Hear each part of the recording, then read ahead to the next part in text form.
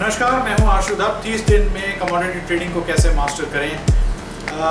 आज जो मैं टॉपिक आपसे बोलने वाला हूं ये बहुत ही अहम है और आप इस पर प्रैक्टिस करें और अमल करें तो आपकी ट्रेडिंग परफॉर्मेंस कमोडिटीज़ में बहुत इंप्रूव हो सकती है। देखिए, एक सवाल हम नहीं पूछते अपने आप से कि मेरे पास क्या एज है, मतलब मेरे पास क्या ऐसी चीज़ है जो बाकी कमोडिटी ट्रेडर्स के पास नहीं है जिसकी वजह से मेरा प्रॉफिट बनना चाहिए। देखिए, दो तीन चीज़ें, दो किस्म की कमोडिटीज़ हैं। एक कमोडिटीज़ हैं जैसे ग्लोबल कमोडिटी है, जैसे आपका क्रूड ऑयल हो गया, नेचुरल गैस हो गया, गोल्ड हो गया, सिल्वर हो गया।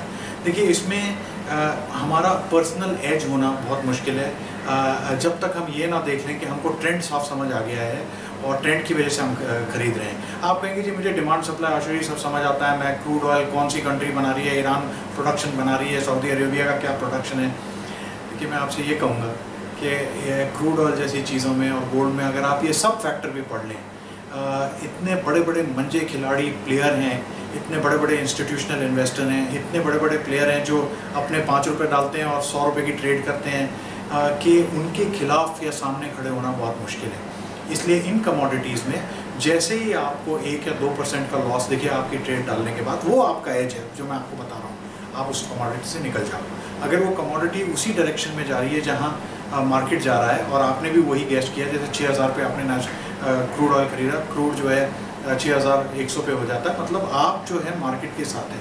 कभी कभी आपने देखा होगा, जैसे कभी कभी जो साइंटिफिक प्रोग्राम दिखाते हैं उसमें दिखाते हैं एक बड़ी मच्छी है, छोटी मच्छियाँ जो हैं वो बड़ी मच्छी के साथ ही जैसे जैसे मच्छी जा रही है वैसे जा रही है। या कभी कभी आप देखते हैं एक पूरा चिड़ियों का झुंड है, वो भी एक साथ जो है आकाश में एक साथ उड़ते हुए जा रहा है। अगर आपने ऐसी कमोडिटी ट्रेड करनी है जो जिसमें बड़े बड़े मंजे खिलाड़ी हैं, तो फिर आप ट्रेंड के साथ जाएं, फ्लो के साथ जाएं, जैसे जिस तरफ पानी जा रहा है पानी के सामने ना खड़े हो। अब कमोडिटीज़ ऐसी हैं जिसमें आप स्पेशलाइजेशन 100% कर सकते हो।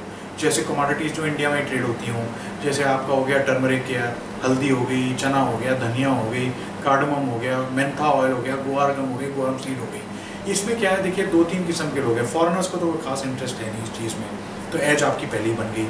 दूसरे जो बंदे वैसे ट्रेड कर रहे हैं वो हैं जो उसी मंडी में वैसे ही खरीदते बेचते हैं, ट्रेडर हैं या फार्मर हैं या जो भी हैं। उनका एज इसलिए नहीं है कि उनके पास फिजिकल कमोडिटी है, तो उनके पास प्रेशर है किसी तरीके से कमोडिटी बेचो या किसी तरीके से इस कमोडिटी को जो है हेज करो या कुछ करो।